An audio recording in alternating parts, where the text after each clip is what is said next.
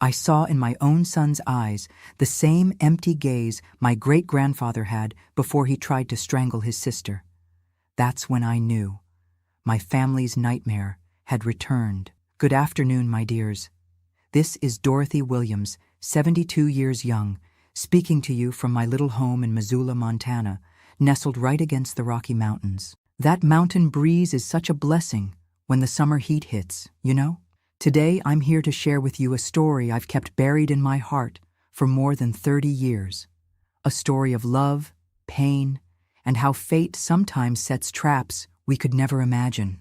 But before I begin this difficult journey, I'd like to ask a small favor from the heart. Please subscribe, hit that like button. It costs nothing.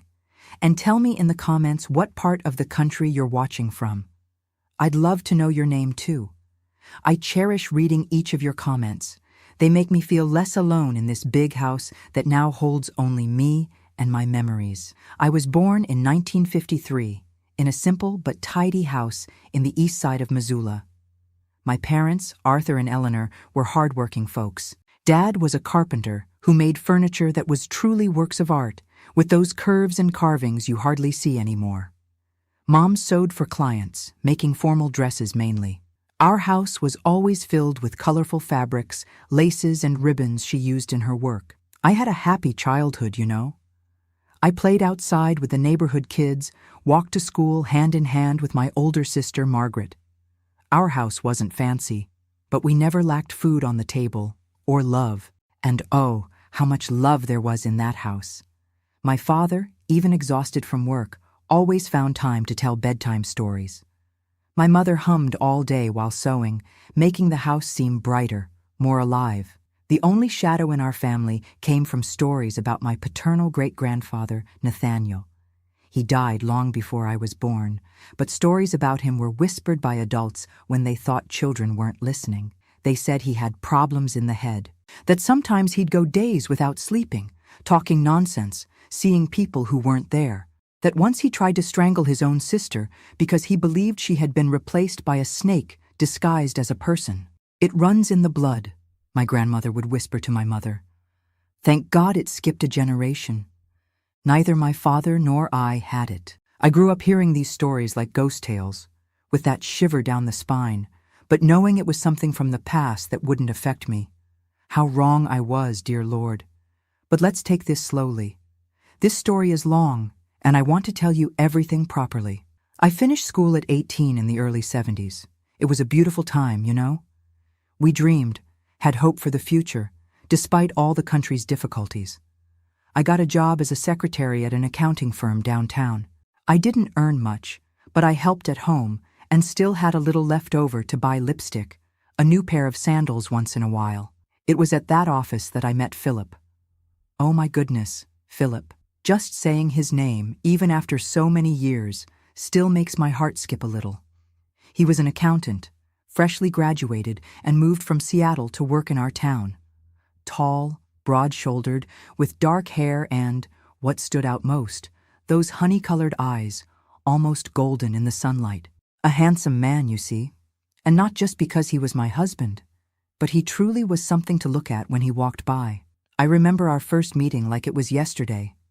He walked into the office carrying a stack of folders he could barely balance. I was organizing some documents, and when I looked up, I saw this awkward young man trying not to drop everything on the floor. I rushed to help. Our hands touched for a moment. And that was it. Like lightning, you know? That electric current that runs through your whole body when you meet someone special. "Thank you very much," he said, smiling in that way I would later discover was uniquely his. "I'm Philip, the new accountant." "Dorothy," I replied, feeling my face heat up. "Welcome to the firm." It took him 3 whole weeks to ask me out. 3 weeks of exchanged smiles in the hallways, excuses to come to my desk to ask about some client, shared coffee in the small office break room. When he finally got the courage, it was to invite me to see Love Story at the cinema. I accepted immediately, of course. We dated for 2 years, with all the respect that was expected in those days. He would pick me up at home, chat with my parents in the living room, take me for walks in the park, for ice cream, to the movies when there was something good playing. At town dances, we'd dance together, but always with that little space that adults kept watching. You know how it was. It was a beautiful courtship, unhurried. Philip was different from other young men I knew, gentle, attentive, respectful. He never raised his voice, even when we disagreed on something. He had that calm way of resolving things, talking, explaining his point of view. And he treated me like a queen. He brought flowers on random days, remembered small details I mentioned, made a point of introducing me to everyone as the most beautiful and intelligent woman in Missoula. In 1975, he proposed. It was on a Sunday after lunch at my parents' house. He asked to speak privately with my father, and they were locked in the small room that served as his carpentry workshop for almost an hour. When they came out, my father had misty eyes but a smile on his face. Philip came to me, knelt right there in front of the whole family, and took out a small box with a simple but beautiful ring. "Dorothy," he said, his voice trembling a little, "will you marry me and make me the happiest man in the world?" I don't need to tell you that I accepted, right? Right away. The whole family applauded. My mother cried. My cousins immediately started discussing the dress, the cake, the flowers. We married 6 months later in a simple ceremony at First Presbyterian Church. We didn't have much money, but our families came together to make a beautiful celebration. My mother and aunts spent weeks preparing sweets and savories. My father insisted on building the cake table with his own hands. Friends took turns helping with the church and reception hall decorations. My dress wasn't the most luxurious, but it was made with so much love by my mother and godmother that to me it was the most beautiful in the world. Delicate lace, tiny pearls sewn one by one onto the bodice, a modest but elegant train. When I looked in the mirror that day, I barely recognized the young woman staring back. She looked like a princess from the stories my father told when I was little. Philip waited at the altar, handsome in his navy blue suit, the only one he owned, but impeccably pressed and fitted for the occasion. When our eyes met, I saw tears in his. Later, he confessed, "When I saw you walking into the church, Dorothy, I thought my heart would explode with happiness." We started our life together in a small but cozy apartment near downtown. 2 bedrooms, a living room kitchen combo, and a tiny bathroom. It wasn't much, but to us it seemed like a palace. We decorated with simple furniture, some made by my father, others bought on installment plans. I planted geraniums in the windows, sewed colorful curtains, arranged every corner with the greatest care. Philip continued working at the accounting firm, and I, after marriage, started making cakes and sweets to order from home. I always enjoyed cooking, and soon my brownies, peanut brittle, and celebration cakes became known in the neighborhood. It wasn't steady income like the office job, but it helped with the bills and allowed me to stay home, preparing our nest, because that was our dream, you know, to have a child. From the first days of marriage, we talked about it. What it would be like, what name we would give, how we would raise them. Philip wanted a boy to play ball with, to teach fishing on weekends. I dreamed of a little girl to dress with ribbons, to teach family recipes. But deep down, what we really wanted was a healthy child, whether boy or girl. The first months of marriage were pure joy. Getting to know each other, learning to live together, making plans. Waking up beside him every day, preparing coffee together before he left for work, greeting him with a little kiss when he returned in the late afternoon. It was a simple happiness, but so complete that sometimes I caught myself afraid. Afraid it was too good to last. At night, lying in our bed, we talked about the future. Philip dreamed of opening his own accounting firm one day.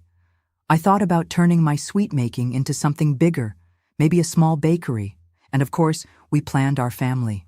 "I want at least 3 children," Philip would say, hugging me. A house full of kids running around, laughing. "3?" I would reply, pretending to be shocked. "Let's start with 1, and then we'll talk." And we would laugh and kiss and try, month after month, to make that dream come true. After a year of trying without success, we started to worry. Was something wrong? We visited doctors, had tests done. Everything normal, they said. "It's just a matter of time and patience," they assured us. "You're young, healthy, it will happen." And it did. In June 1977, I finally discovered I was pregnant. Oh my God, what a day that was. I took the test at the health clinic in the morning and spent the whole day planning how to break the news to Philip. I prepared his favorite dinner, steak with potato salad, like the good Midwesterner he was, set the table with our special lace tablecloth saved for special occasions, even put flowers in a vase. When he arrived home from work, he found all this unusual preparation strange. "Is it our wedding anniversary and I forgot?" he asked, worried. "No, my love," I answered, barely able to hold back my smile. "But we have something to celebrate." During dinner, we talked about his day, about trivial things. I was almost bursting with the desire to tell him, but holding back for the right moment. When we served dessert, apple pie, which he loved, I placed a small package on the table. "What's this?" he asked, surprised. "Open it to find out," I replied, my heart beating fast. Inside the little box was a tiny pair of crocheted booties that my neighbor had helped me make that very afternoon. Philip looked at the booties, then at me, then back at the booties again. For a moment, he seemed not to understand. Then his eyes widened, filled with tears. "Dorothy, are you?" I nodded, already crying too. "We're having a baby, Philip. I'm 2 months pregnant." He got up from his chair so quickly he almost knocked it over, came around the table and hugged me tight, lifting me off the ground and spinning me around our small living room. We laughed and cried at the same time, embracing, hardly believing our dream was finally coming true. That night, lying in bed, Philip placed his hand on my still flat stomach and stayed like that, in silence, as if he could already feel the baby growing inside. "I'm going to be the best father in the world," he promised, his voice breaking. "I'll teach everything I know. I'll always be present. I'll love this child with all my strength." "I know you will," I replied, running my hand through his hair. "You're already the best husband in the world. You'll be a wonderful father." The pregnancy was smooth, thank God. I was a bit nauseous in the first few months, but nothing that prevented me from continuing with my duties, my sweet orders. Philip became even more attentive, if that was possible. He would come home from work with some fruit I was craving, massage my feet when they swelled at the end of the day, read books about babies and child development with such dedication that sometimes I joked he was more pregnant than I was. In the 5th month, we found out we were having a boy. Philip was so happy, he went around telling the whole town. "His name will be Charles Philip," he announced to anyone who would listen. "He'll be an accountant like his dad, or a doctor, or an engineer. Whatever he wants to be." We prepared the baby's room with so much love. The walls, which were white before, got a light blue paint job with little white clouds that my cousin, who had a knack for drawing, spent an entire Sunday creating. The crib was a gift from my parents. My father insisted on building it with his own hands, using the finest wood he could find.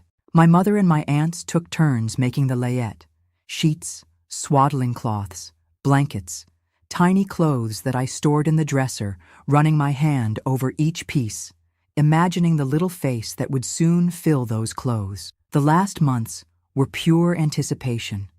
The belly already big, the baby's movements increasingly strong, as if he were anxious to meet the world. Philip talked to my belly every night, told about his day, sang lullabies, made promises. "I'll take you fishing as soon as you're a little bigger," he would say. "I'll teach you to play football, to ride a bike, to be a good man." Charlie was born on a cold January morning in 1978, after almost 12 hours of labor. A chubby baby, rosy-cheeked, with a head of black hair that surprised even the doctors. "Looks like he was born already combed," joked the nurse. When they placed him in my arms for the first time, I felt a love I didn't know was possible. It was as if my heart had doubled in size to accommodate all that feeling. Philip beside me cried without any shame, his eyes fixed on the small bundle that was our son. "He's perfect," he whispered, gently running his finger along the baby's cheek. "Thank you, my love. Thank you for giving me this gift." We returned home 3 days later, and our life entered a new phase. Sleepless nights, diapers to change, bottles to prepare, cries to decipher.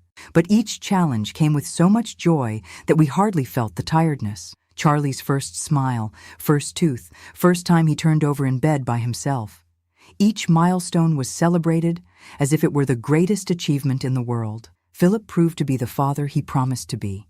Even tired from work, he would come home and go straight to the crib, pick up his son, play with him, help with the bath, tell stories. On weekends, he would put Charlie in the stroller and go for walks around town, proud, showing off his son to all the acquaintances he met along the way. "Look how smart he is," he would say.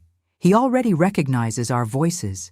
He already holds the rattle by himself." My dears, looking back at those early years, everything seemed so perfect. We had a beautiful family, a happy marriage, a healthy son who was growing strong and intelligent. How could I imagine that fate held such a cruel twist for us? How could I know that the same blood that ran in my great-grandfather Nathaniel's veins, the one from those whispered stories, also ran in my boy's veins? But I'm getting ahead of myself. These memories sometimes confuse me, you know? One moment I'm here, smelling fresh baked bread coming out of the oven, hearing my little boy's laughter as he runs through the house. The next moment I'm years ahead, seeing everything crumble like a sandcastle. My loves, if you've made it this far in the story, type "I'm listening" in the comments, so I know there are people out there following me on this difficult journey. In the next segment, I'll tell you about the golden years of our family before the shadows began to appear. Stay with me, okay? Charlie's childhood was like a dream, my dears. Those first years brought so much happiness that even now, decades later, when I close my eyes, I can still smell that baby scent, hear those delicious giggles echoing through the house, see those curious eyes discovering the world. From an early age, my son showed unusual intelligence. At just 1 year old, he was already speaking clear words.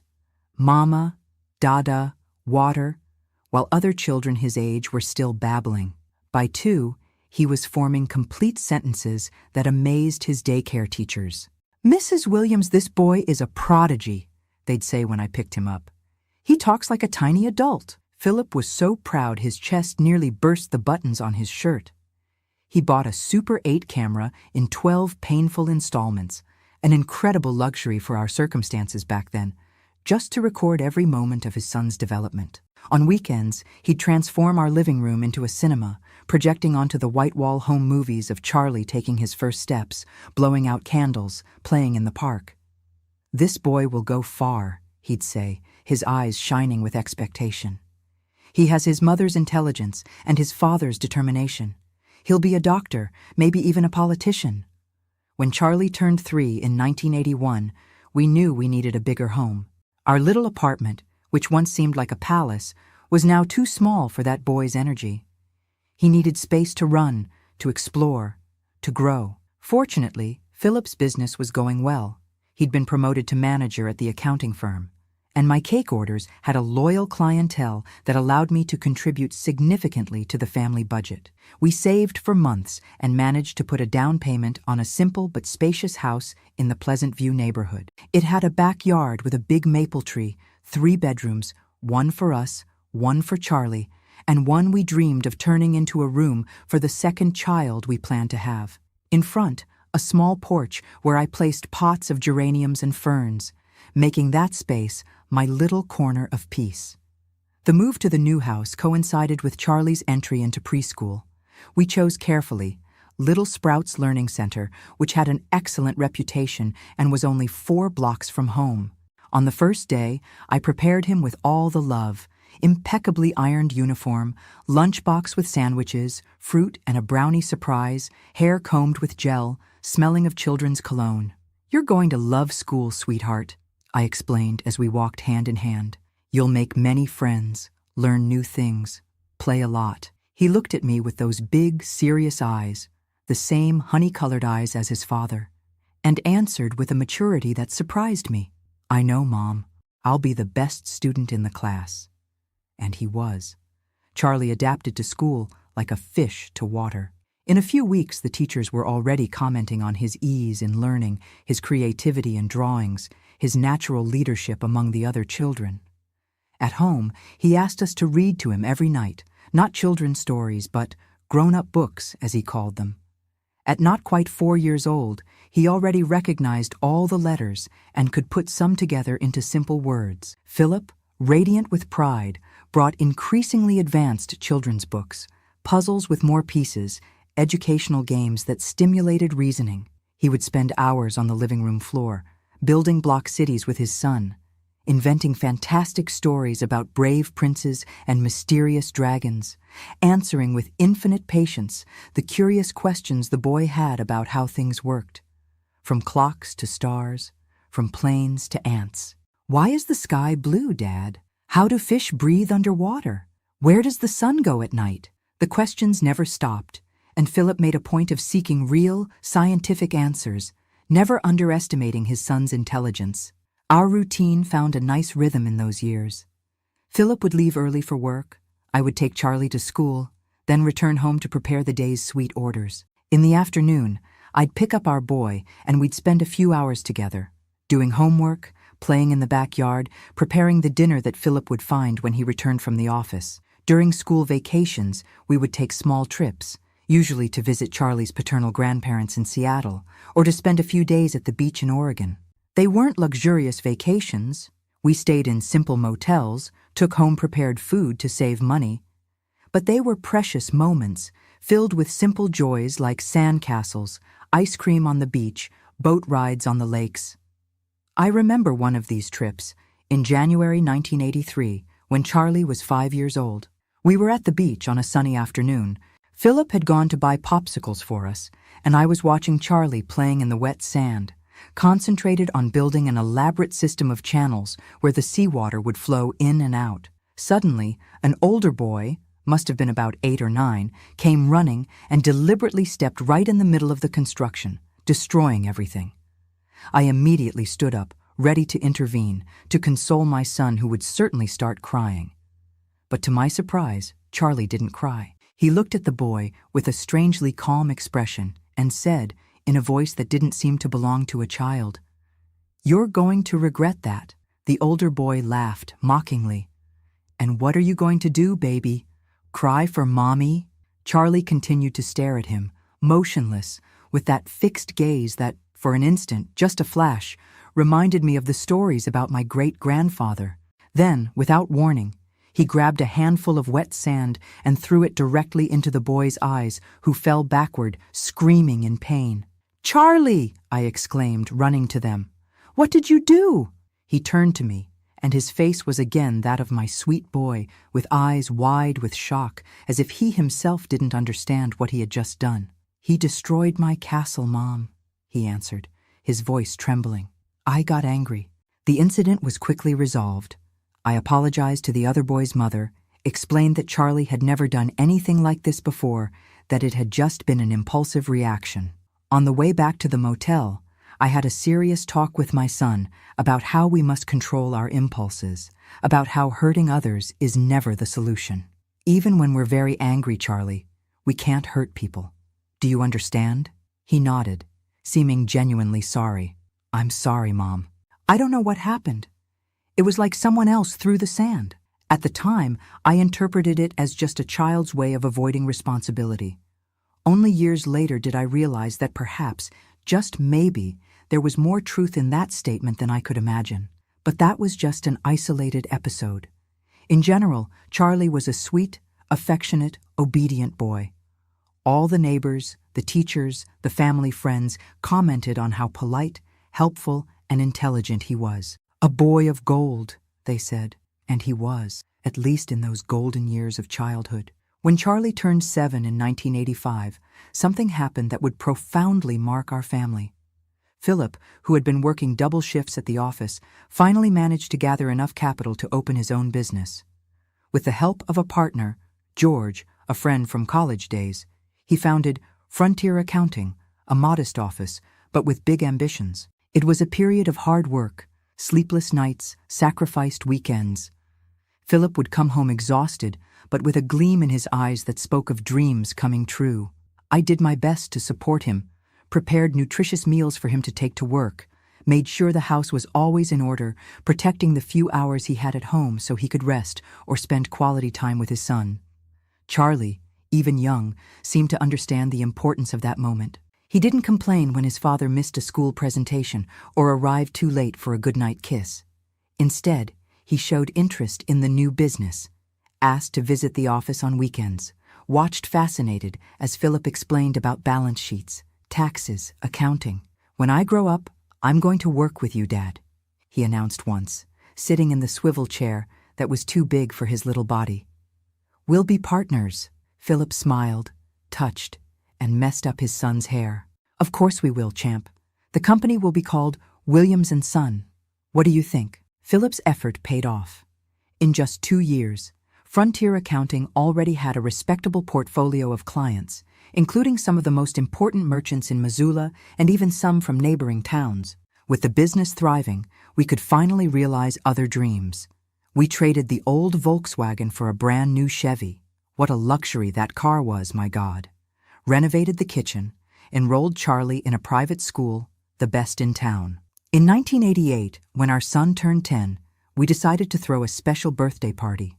In previous years, we had celebrated simply: a small cake at home, a few little friends invited, modest presents. But now, with the financial situation more stable, we wanted to celebrate in style. We rented the hall at the community center, hired a superhero-themed decoration. Charlie was fanatic about Spider-Man. I ordered a 3-tier cake decorated with all the comic book characters he collected. Philip bought a new bicycle, our boy's dream, and I sewed a personalized superhero vest with the initials CP embroidered on the chest. It was an unforgettable party. More than 30 children attended. There were games organized by professional entertainers. We distributed elaborate party favors that I assembled myself. Charlie was radiant, running from one side to the other, receiving friends, proudly showing off the vest I had made. At the moment of singing Happy Birthday, with our son in the center, surrounded by friends and family, exchanging looks of pure happiness with Philip, I thought life couldn't get better than that. We had built something precious, something solid. A happy marriage, a wonderful son, a comfortable financial situation. The future seemed so promising, so full of possibilities. I couldn't imagine that in a few years everything we had built with so much love would begin to crumble. That the signs, small and subtle, that we sometimes noticed in Charlie's behavior, but preferred to ignore, were just the prelude to a devastating storm that was approaching. The following years passed in a pleasant routine. Charlie stood out more and more at school, always among the top of his class, participating in math Olympiads, science fairs, essay contests. By 12, he was already reading complex books, keeping a diary where he wrote surprisingly mature reflections, demonstrating multiple talents, from playing guitar, a 13th birthday present, to drawing with almost photographic precision. But we also noticed some peculiarities. He was an intense boy. When he was interested in something, he dove in headfirst, almost obsessively. He went through phases of fixation on dinosaurs, then astronomy, then quantum physics, subjects he studied with an unusual depth for his age. And he also had a solitary side. Despite being popular at school, he seemed to prefer his own company, spending hours in his room, reading, writing, drawing. Is this normal? I asked Philip one night, after realizing that Charlie had spent the entire Saturday locked in his room, working on a secret project he refused to show. Other kids his age are always wanting to go out, play in the street. Our son is special, Dorothy, Philip answered reassuringly. He has a brilliant mind. It's natural that he's not interested in the same things as other boys. Did you know Einstein was like this as a child? I accepted that explanation because I wanted to believe it, because it was easier to see our son as a misunderstood genius than to admit there might be something wrong. And in fact, most of the time, Charlie was just an exceptionally intelligent and somewhat introspective teenager. He had friends, participated in school activities, talked with us about his interests, his plans for the future. In 1993, when he turned 15, Philip decided it was time to include him more actively in the family business. Not as an official employee, of course, he was still too young, but as an apprentice. During school vacations and some Saturdays, Charlie would accompany his father to the office, learning the rudiments of accounting, observing how a company was run. To our surprise and delight, he showed a natural aptitude for numbers, for organization, for the logic of balance sheets and statements. In a few weeks, he was already able to perform simple tasks without supervision: filing documents, entering data into spreadsheets, answering phone calls. Philip couldn't contain his pride. "He has a knack for business, Dorothy," he would comment, excited. "When he finishes college, he's going to revolutionize the company. I'm sure that under his leadership, Frontier Accounting will expand throughout the state." Those were good times. Charlie seemed to have found a purpose, something that channeled his intense mental energy productively. At home, we talked about the future. He would study accounting at college, perhaps in Seattle or even in New York, then return to gradually take over his father's business. Everything seemed on track, planned, promising, until 1995, shortly after Charlie's 17th birthday, when I noticed the first significant changes in his behavior. It started with small things. He, who had always been so organized, began to leave his room a mess. Clothes scattered, books stacked disorderly, notebooks open on the bed. His sleep, previously so regular, became erratic. Sometimes I would find him awake at 3 a.m, frantically writing in notebooks that he hid when I entered the room. "I'm just studying, Mom," he would explain, with a smile that didn't reach his eyes. "I have an important test tomorrow."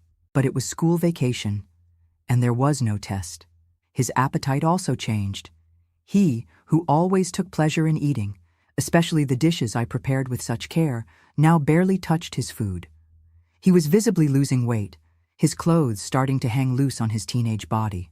"Are you eating properly, son?" I asked one night, concerned as I noticed he was just pushing the rice from one side of the plate to the other. "Are you sick?" "I'm not hungry," he answered dryly. "And stop treating me like a child, Mom. I know how to take care of myself." The sharpness was new, too. Charlie had always been polite, respectful. Now he responded with impatience, was easily irritated, isolated himself more and more. Philip tried to talk to him, man to man, thinking it might just be normal teenage rebellion. "Son, your mother is worried. I am too. If something's bothering you, you can tell us. We're here to help." "There's nothing wrong with me," Charlie exploded, slamming the door to his room. "I just want to be left alone." We started receiving calls from the school. Charlie, the exemplary student, was skipping classes. When he did attend, he either seemed lethargic, unable to concentrate, or was too agitated, interrupting teachers with questions or comments out of context. His grades, always excellent, plummeted. "We're concerned," said the school counselor in a tense meeting. "Charles has always been one of our best students. This drastic change in behavior could indicate serious problems, perhaps drugs, perhaps depression. Have you noticed anything at home?" Of course we had noticed, but hearing it from the mouth of a professional in the formality of that room with framed diplomas on the walls made it terribly real. It wasn't just a phase. Something was really wrong with our son. We decided to take him to a doctor. It wasn't easy to convince him. He shouted, resisted, accused us of thinking he was crazy. But Philip was firm, for the first time using that authoritative tone he rarely needed to employ.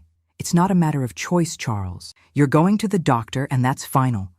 The general practitioner ran a battery of tests, blood, urine, even a CT scan to rule out neurological problems. Everything normal. "Physically, your son is fine," he assured. "But I strongly recommend a psychological or psychiatric evaluation." The word psychiatric fell like a bomb on our family. Philip initially resisted. "My son isn't crazy, doctor." But I insisted. I had started to make connections I didn't want to make. The stories about my great-grandfather Nathaniel. Charlie's age, 17, precisely when they said my great-grandfather's problems in the head had begun to manifest. "It's just a consultation, Philip," I argued, trying to sound calmer than I felt. "If it's nothing, great. But if it's something that needs treatment, the sooner we find out, the better." Reluctantly, he agreed. I made an appointment with Dr. Morris, the only psychiatrist in town, an elderly gentleman with a reputation for competence, despite somewhat old-fashioned manners. Charlie refused to go. On the morning of the appointment, he locked himself in the bathroom and wouldn't come out with either pleas or threats. "You want to lock me up," he shouted through the door. "You want to get rid of me like they did with that crazy old man in the family." That chilled my spine. We had never told Charlie about my great-grandfather. How could he know? When we finally convinced him to come out of the bathroom, Philip threatened to break down the door. He was different. Too calm, almost serene, with a strange smile on his lips. "All right," he said docilely. "Let's go to the doctor. You're right, I'm not well." The sudden change in attitude should have alerted me, but I was so relieved that I didn't question it. On the way to the office, sitting in the back seat of the car, Charlie hummed softly a tune I didn't recognize. Looking in the rearview mirror, I noticed his eyes were glazed, fixed on some invisible point, and his lips were moving as if he were talking to someone. It was at that moment, watching my son through the car's rearview mirror on the way to the psychiatrist, that I saw for the first time what I feared most. In my own son's eyes, the same empty gaze they said my great-grandfather had before he tried to strangle his sister. And I knew with devastating certainty that my family's nightmare had returned. The consultation with Dr. Morris was both revealing and terrifying. Initially, Charlie seemed cooperative, answering questions with apparent lucidity. But when the doctor began to explore his recent behavioral changes, something shifted. My son started speaking faster, jumping from one subject to another, using fancy words in sentences that barely made sense. "The numbers talk to me, doctor," he said, his eyes shining with a feverish intensity. "They have colors and textures. 7 is red and rough like sandpaper. 3 is blue and slippery like soap. The universe is coded in mathematical patterns that only I can see." Then, suddenly, he fell silent, staring fixedly at an empty corner of the room. When the doctor asked what he was thinking about, Charlie answered in a low voice, "He's here, the man in the hat. He's telling me you're not trustworthy." It was as if the floor had opened beneath my feet. Philip squeezed my hand so hard it hurt, but I barely felt it. My focus was entirely on our son, who now seemed to be animatedly conversing with the empty space. Dr. Morris's diagnosis was cautious, but direct. "Your son presents symptoms suggestive of a disorder in the schizophrenia spectrum. Auditory and visual hallucinations, delusions, disorganized thinking. The age is typical for the onset of manifestation, especially in males." "But he's always been so normal," Philip protested, his voice breaking. "So intelligent, so balanced." "Schizophrenia frequently affects brilliant people," the doctor explained, "and the first psychotic episodes are often preceded by a period of normal functioning. It's a treacherous disease precisely because of this. When we notice the signs, the process is often already advanced." We left that consultation with a prescription for medications and a recommendation to seek more specialized treatment in Seattle, where there were psychiatrists with more experience in cases like Charlie's. The drive home was silent, heavy.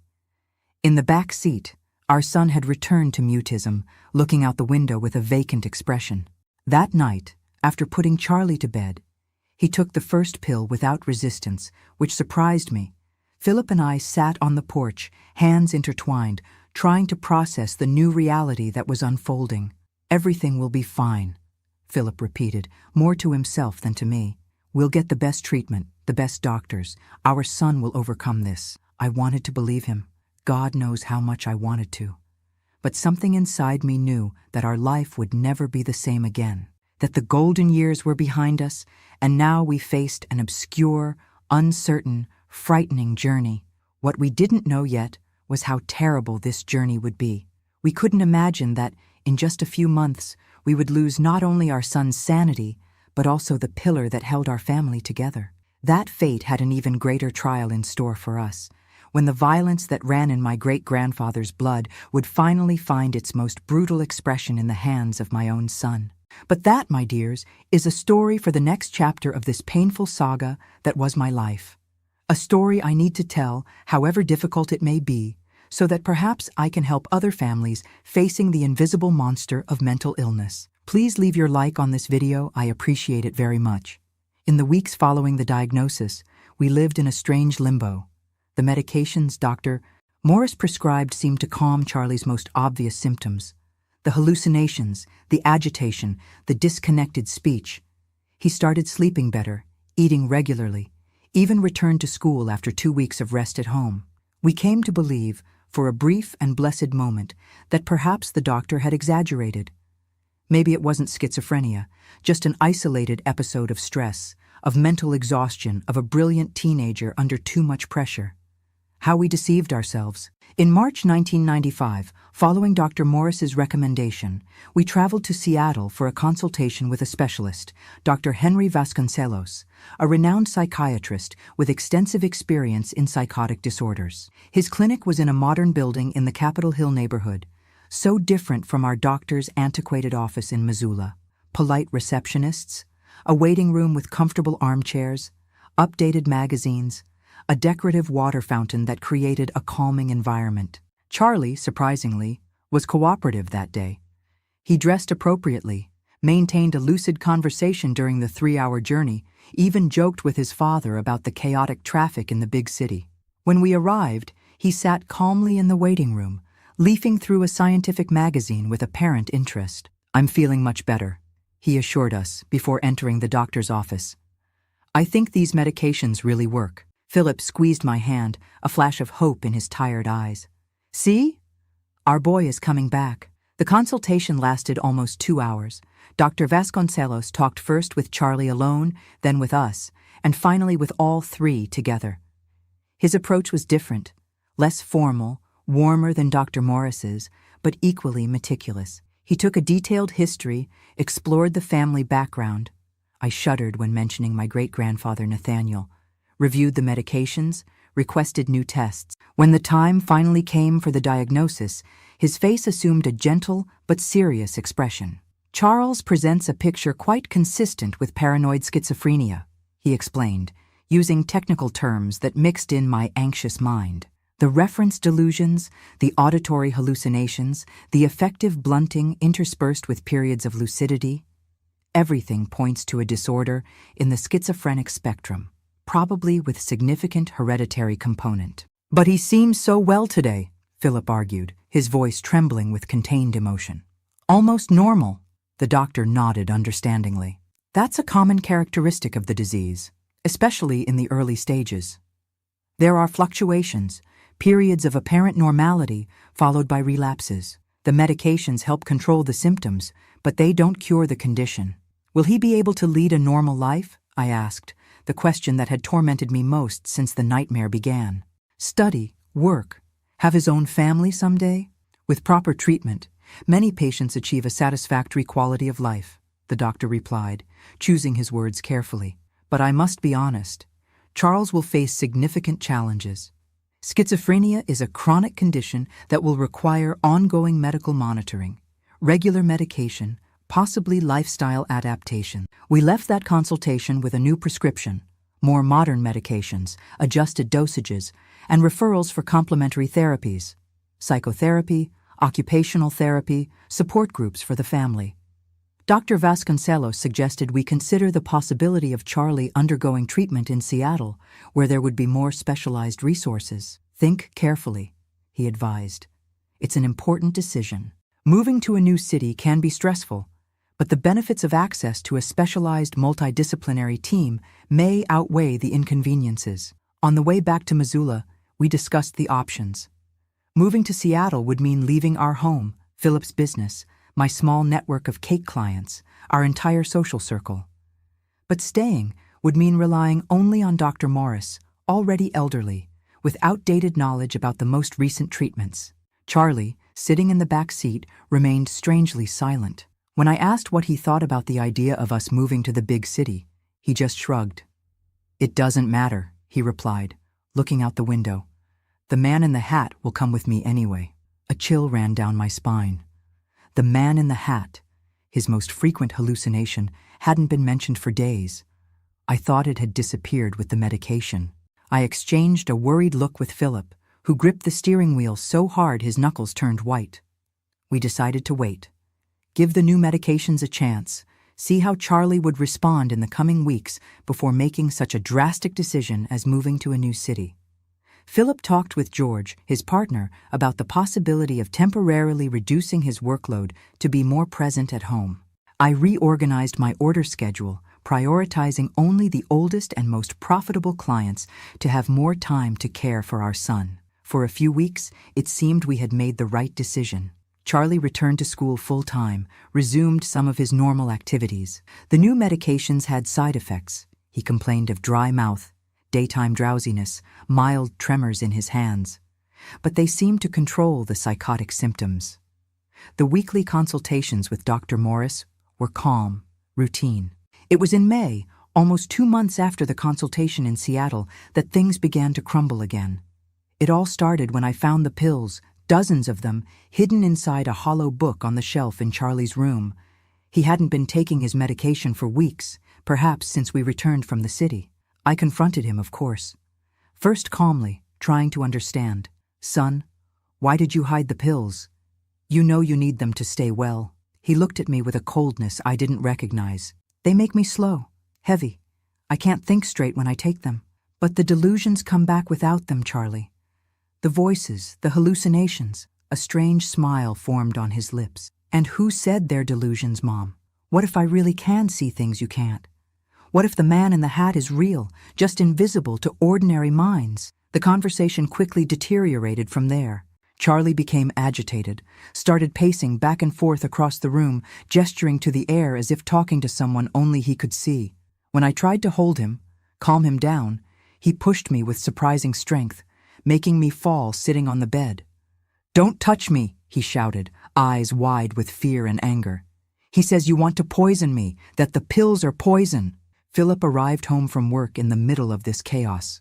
I had never seen him so frightened as in that moment, standing in the doorway, watching our 17-year-old son in full psychotic episode, shouting delusional accusations against us. We called Dr. Morris, who came immediately to our house.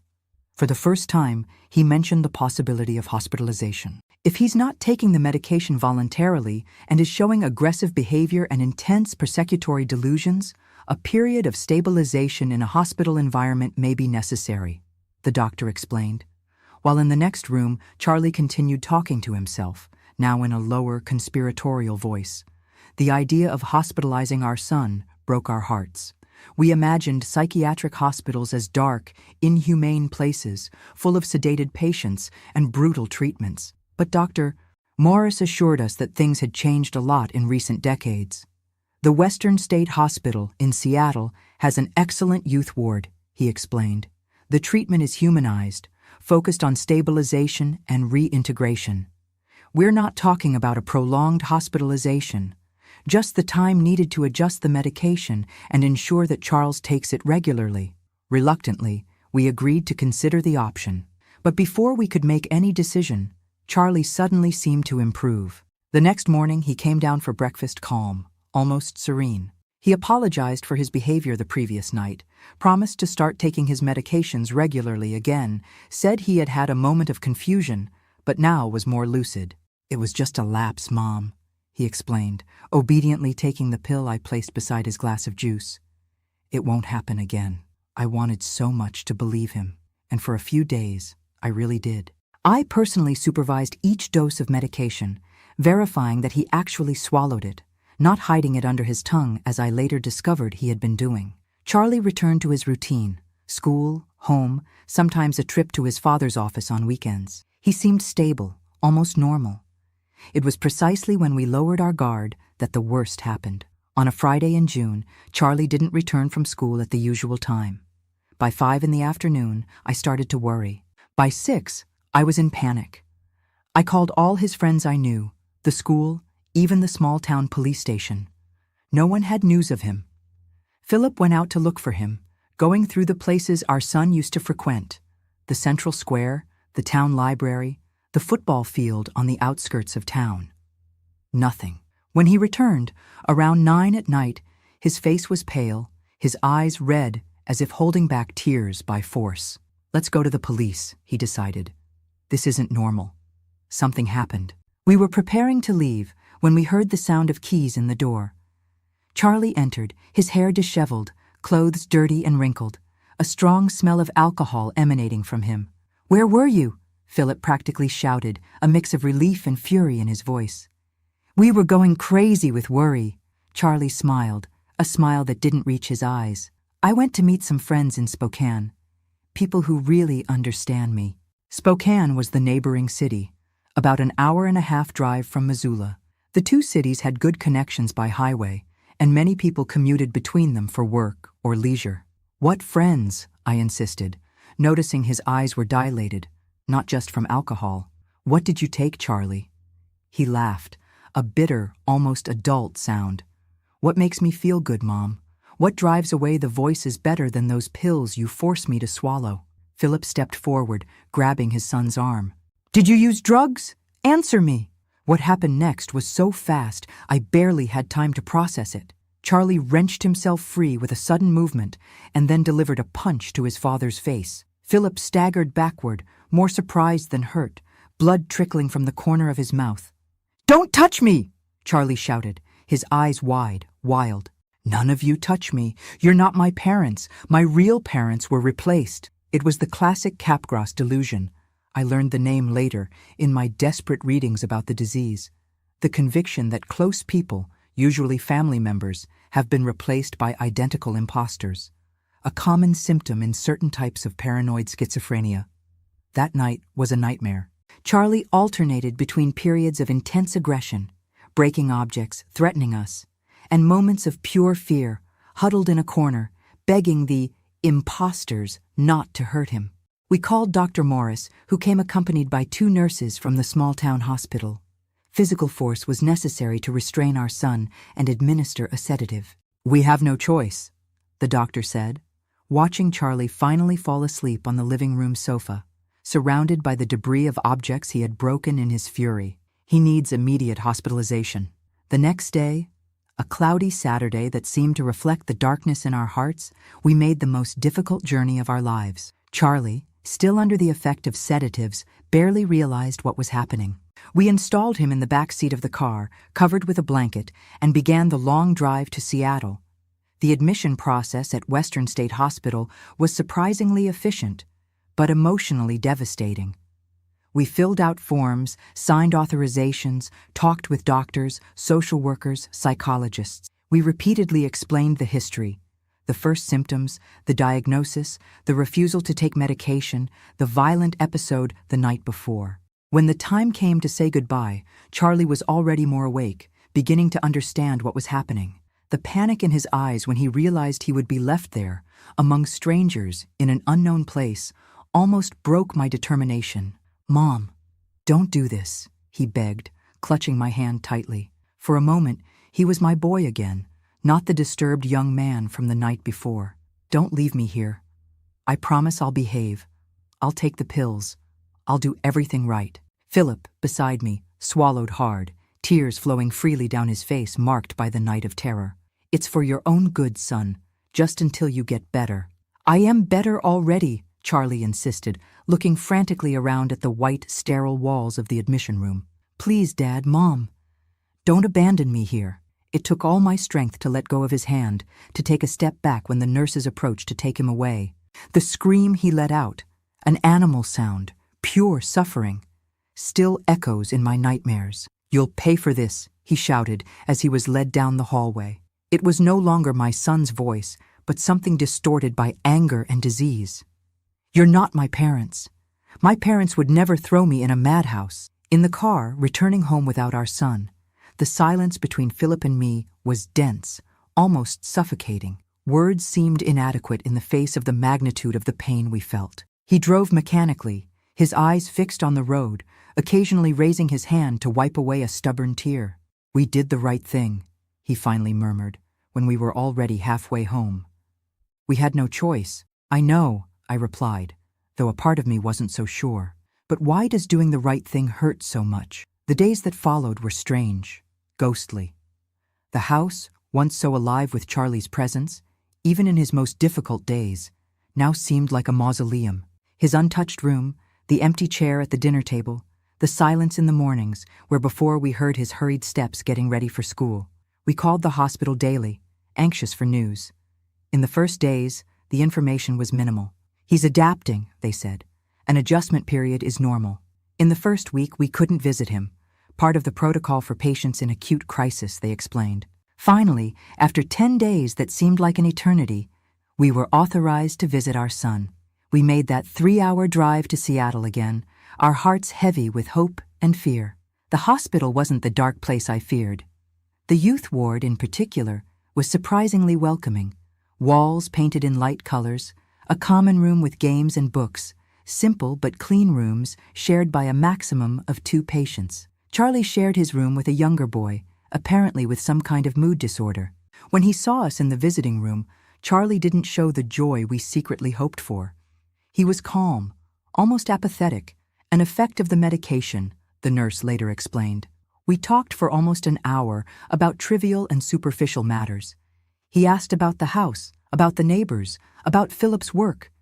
He avoided mentioning his condition, the treatment, when he could return home. Only when we were preparing to leave did he finally look us in the eyes. A clear, lucid look, the look of our Charlie from before. "I'm sorry for what I did," he said, his voice low. It wasn't me that night." Philip hugged him, sobbing without shame. "We know that, son. No one blames you. We just want you to get well." "I will," he promised, returning the hug with an intensity that surprised me. "The doctors here are good. I'm taking the medications." The voices are lower, more distant. We returned home lighter, with renewed hope. Perhaps, after all, the hospitalization had been the right decision. Perhaps our son was on the path to recovery. The following weeks followed a pattern. We visited Charlie every Saturday, always noticing small improvements. His expression more lively, his conversation more coherent, his interest gradually returning to subjects that used to fascinate him. Books, science, his father's business. The doctors talked about significant progress, successful medication adjustment, positive prospects for discharge soon.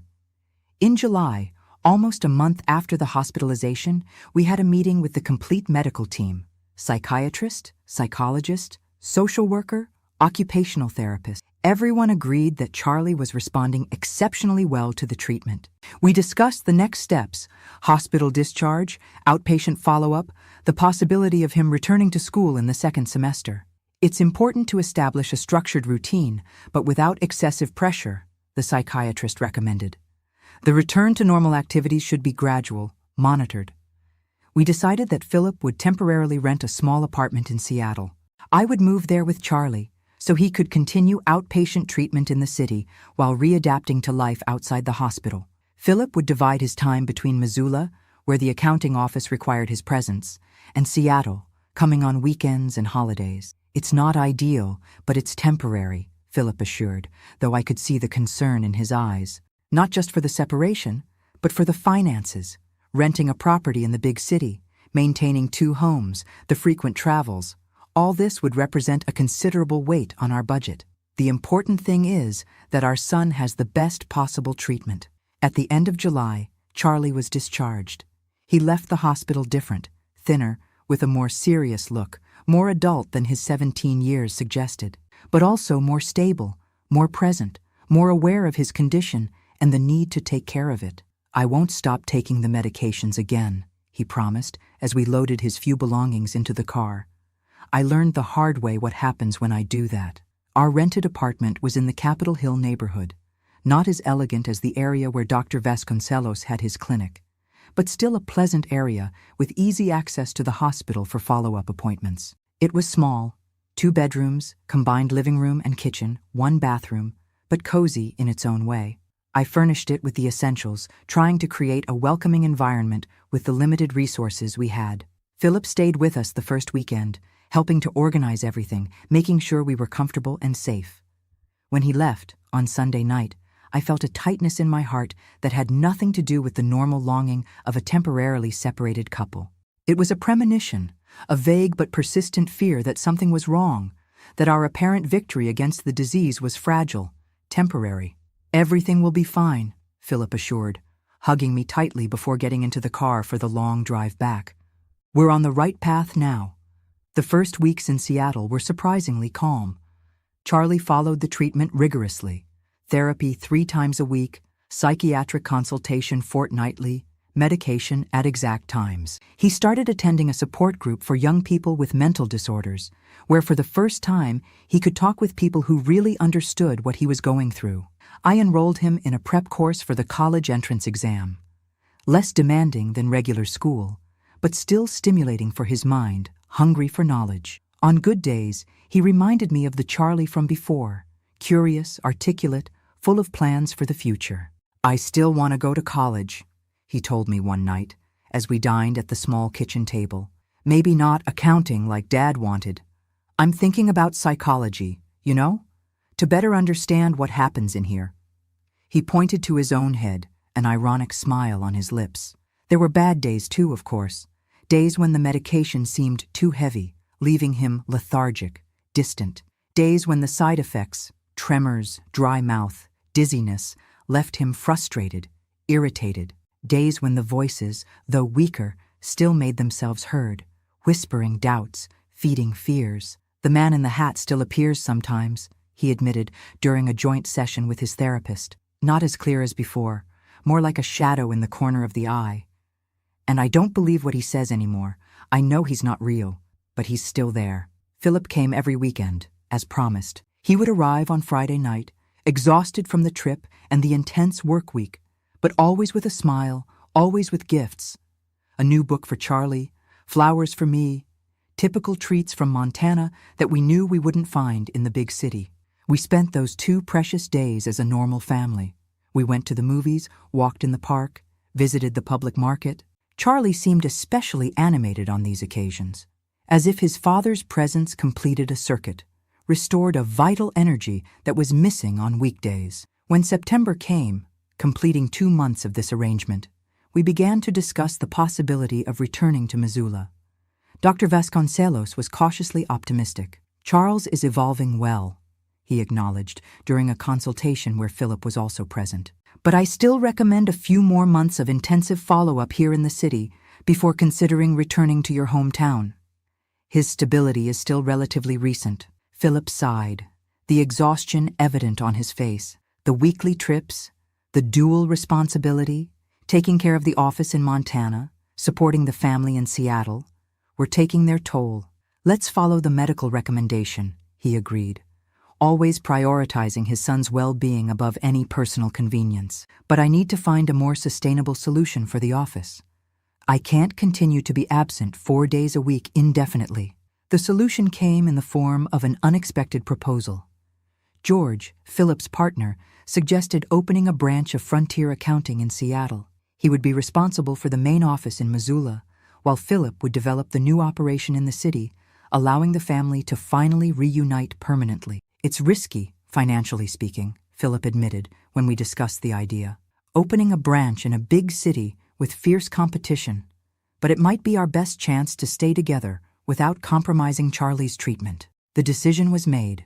In the following months, while Charlie continued his treatment, Philip immersed himself in the new branch project, looking for a suitable commercial location, dealing with bureaucracy, starting to build a client portfolio from scratch. It was a period of intense work for him, of adaptation for all of us. October arrived with a sense of new beginning.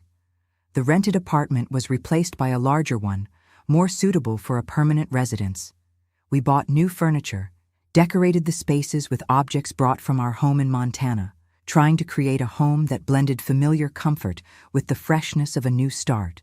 Charlie seemed to flourish in this new arrangement. His father's constant presence, the stability of an established routine, the continuity of treatment, everything contributed to his steady progress. He began to talk about concrete plans for next year's college entrance exams, about possible universities, about careers that interested him.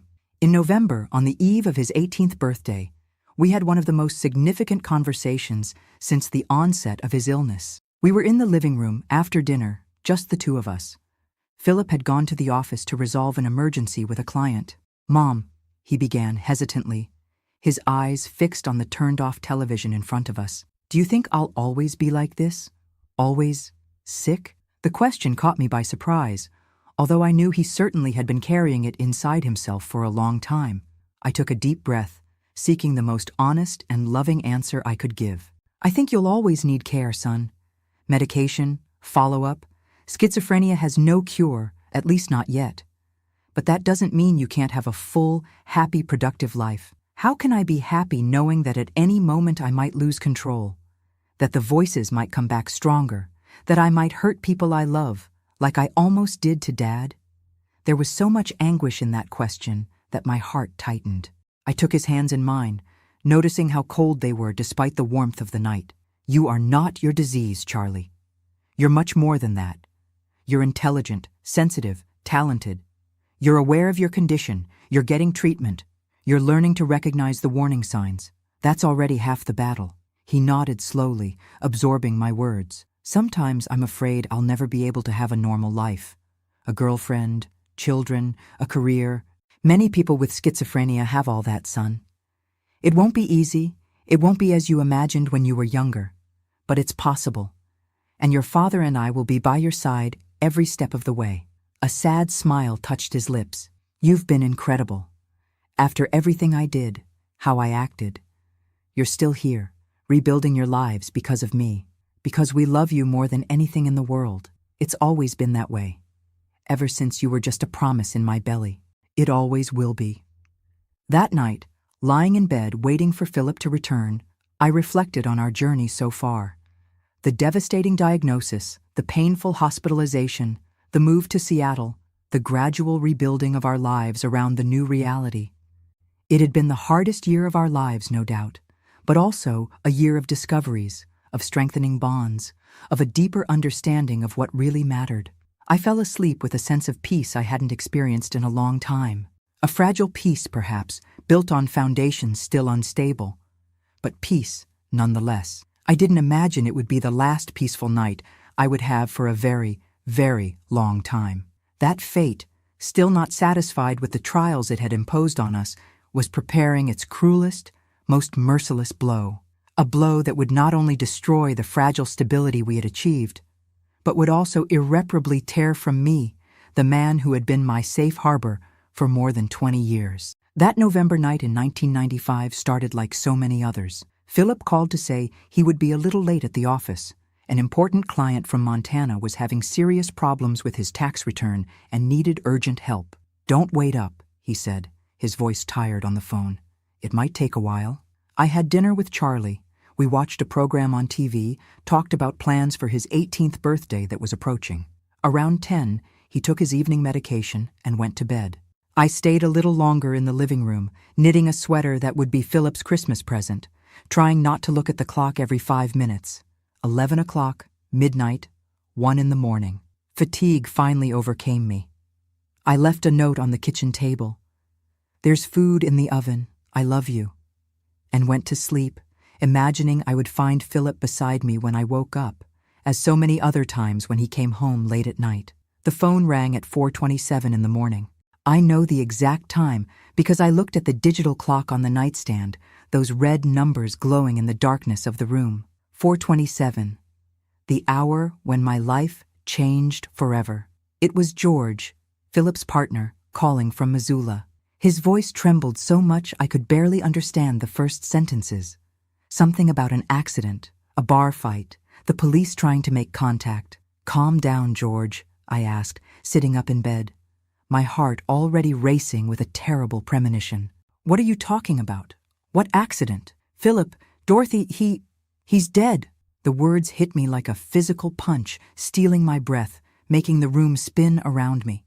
It couldn't be true. Philip was in Seattle, working at the office. George must be confused. Drunk, perhaps, or it was some kind of sick joke. "That doesn't make sense," I replied, my voice firmer than I expected. "Philip is here in Seattle. He stayed late at the office yesterday." A heavy silence on the other end of the line. Then George's voice, now broken by sobs. "He was here, Dorothy. He arrived yesterday afternoon to resolve the situation with Alan Mendoza, that vineyard client. He said he would return to Seattle this morning." My mind refused to process the information. Philip hadn't mentioned any trip to Missoula. Why would he hide this from me? Unless— "What happened, George?" I asked, a chill running down my spine. "Tell me exactly what happened." Gradually, between painful pauses and confused explanations, the story emerged. Philip had gone to Missoula that day without telling me to personally resolve the situation with the client. Work completed, he went to Joe's Bar, a simple but respectable establishment in the central area of town, to meet some friends before spending the night in our old house, which we still kept. Joe's Bar was dangerously close to the rougher part of town, where drug deals and other criminal activities were common. That night, a group of those criminals, the Iron Wolves, a gang known for drug trafficking and protection rackets, was at the bar.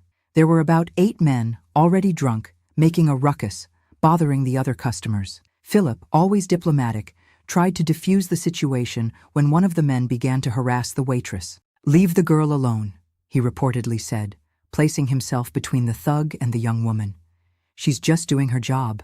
Simple, civilized words. Words that cost him his life. The man didn't like the intervention. He pulled out a knife, a large hunting knife, and without warning, stabbed Philip in the abdomen. A single thrust, deep, precise. The attacker's friends immediately dragged him out, fleeing in a truck before anyone could stop them. Philip was rushed to the small county hospital, but the hemorrhage was too extensive. He died on the operating table, without a chance for goodbyes, without a chance to fight. At 3:48 in the morning, they officially declared his death. When I hung up the phone, I remained motionless on the bed, unable to cry, to scream, to do anything.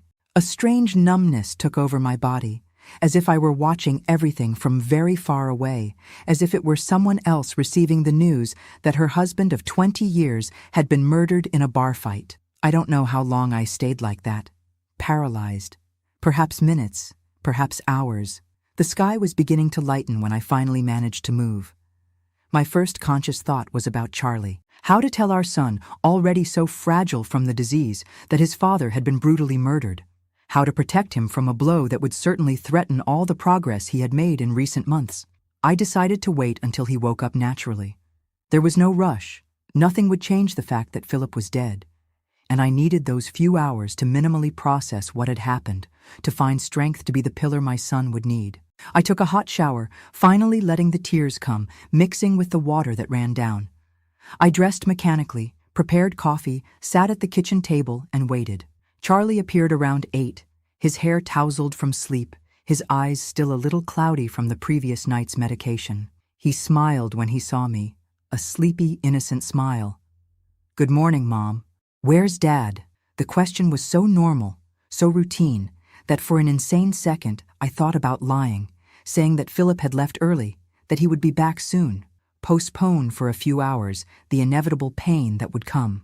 But I looked into my son's eyes, the same honey-colored eyes as Philip's, and knew I couldn't do that. "Son," I began, my voice trembling despite all my efforts to keep it steady. "Something terrible happened. Your father went to Missoula yesterday to resolve a problem with a client.